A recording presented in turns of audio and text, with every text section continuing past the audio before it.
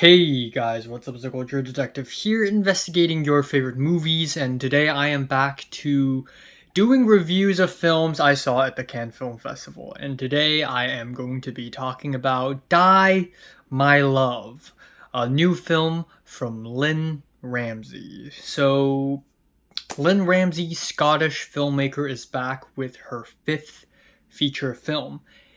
And yeah, this is a big one. This is one of the biggest, most anticipated films out of Cannes Film Festival this year. And as expected, I'm going to be talking about my lineup experience for Die My Love. Because in the Eddington review, I spent maybe half the video talking about how I lined up and then I failed and I missed the film. Well, my Die My Love experience was actually even worse. I tried to line up for the premiere of Die My Love, and when I arrived at the line, I already knew that I will not get in because I was too late. I went to the line 2 hours before the screening, and that's too late, man. It's over. It's Jover, okay? This means Fuckend. Fucked.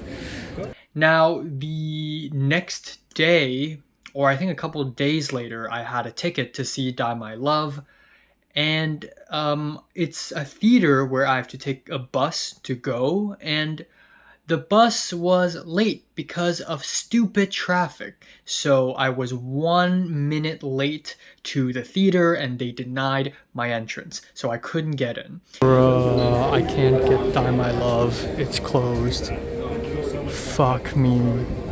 Now, my only chance after that point is to queue at the last minute line. So my third attempt at watching Die My Love is me lining up at the last minute line outside of a theater, and I lined up 1 hour and 10 minutes before the screening, and by then it was already too late. Everybody without tickets, please go downstairs. Thank you. Sorry, we are so sorry. That's it. That's my only chance. Fuck me. Fuck. So, my final chance at watching Die My Love was during the reruns on the last day of the festival, and I arrived, I think, an hour or I think 2 hours early, and I was actually able to get in because I was early as hell, but also, actually, because someone I know gave me the ticket.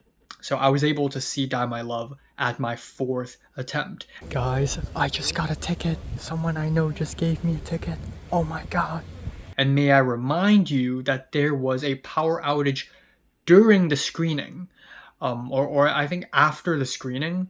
So if I had seen this film any later than that, I would have not been able to see the film. So consider me lucky. Anyways, back to the film Die My Love by Lynne Ramsay. Lynne Ramsay is not a prolific filmmaker. No. So she makes a film every 5 or 6 years, and she's been making films since the late 90s, but she's been only making 5 films. Of course, we have her first film, Ratcatcher, which is a beautiful social realist film about very poor living conditions in Glasgow, Scotland. And then we have Morvern Callar, which I unfortunately haven't seen. Following that, we have, I think, probably my favorite one before Die My Love, which is We Need to Talk About Kevin. This film is released in the late 2000s. It stars Tilda Swinton trying to take care of her extremely troubled, problematic son. And of course, that problematic person is Ezra Miller. And then also Ezra Miller showed up out of nowhere in Cannes Film Festival, which was very scary. There's a felon on the loose. Now, in the mid-2010s, we have You Were Never Really Here, starring Joaquin Phoenix, and then now we have Die My Love, which is her first film in 8 years. And God knows when is she going to release another film. But anyways, this is actually based off of a book, and it stars Jennifer Lawrence and Robert Pattinson as a couple. And Jennifer Lawrence's character I believe her name is Grace. She has a son.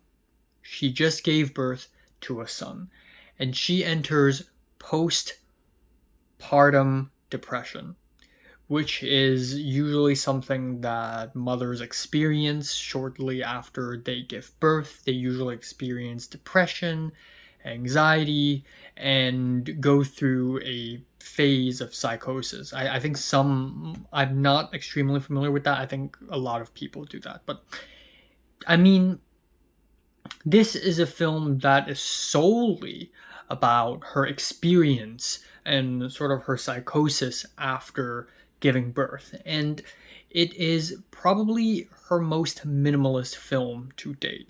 Don't expect a lot of story. I feel like a lot of people go into her films expecting a lot of story, but no, Die My Love is the most simple film. Most of the film takes place in this house in the middle of nowhere, in the woods, and most of the film is just Robert Pattinson and Jennifer Lawrence yelling at each other, and then being okay, and then being not okay again, and then occasionally they meet friends, they meet family, but it mostly takes place in a couple houses and in the forests, and that's pretty much it. Also, the film is very fragmented and jumbled. But if you have seen any other Lynn Ramsay film, you know it's going to be fragmented and jumbled. That's pretty much her thing. I recently, before I went to Cannes, watched We Need to Talk About Kevin, and the whole film is like flashbacks within flashbacks, and it constantly jumps back and forth, and there are a lot of scenes that were just tiny, that were just blips, they're just pieces of memories, and it's our responsibility as the viewer to sort of piece things together. Die My Love is basically like that. Maybe not as non-linear, but just as fragmented and jumbled. And I think that's one of the turnoffs for a lot of the viewers when they saw this film. The performances are insane. This is easily Jennifer Lawrence's best performance to date. Extremely intense. She really went all out for this film, just licking windows, smashing things, laughing and crying and screaming and crawling on all fours. She really took an extra mile in this film's performance.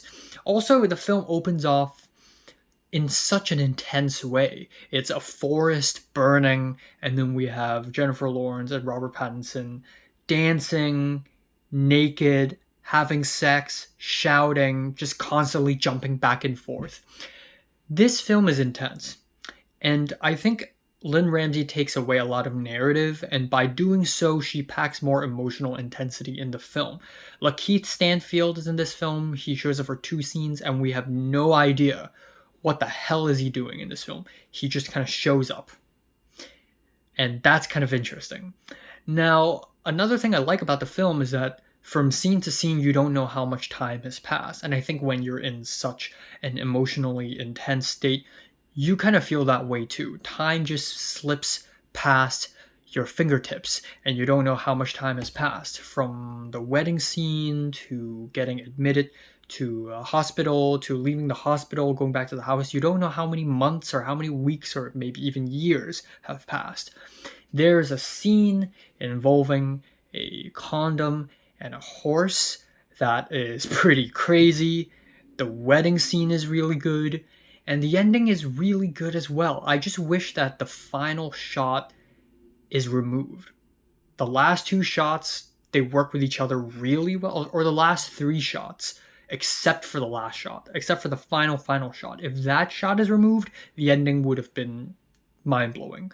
But still, this is a really great film. This is one of my favorites of the festival, and everyone should go see it the moment it gets released. I believe it is acquired by Neon again, I think. Wait, let me check.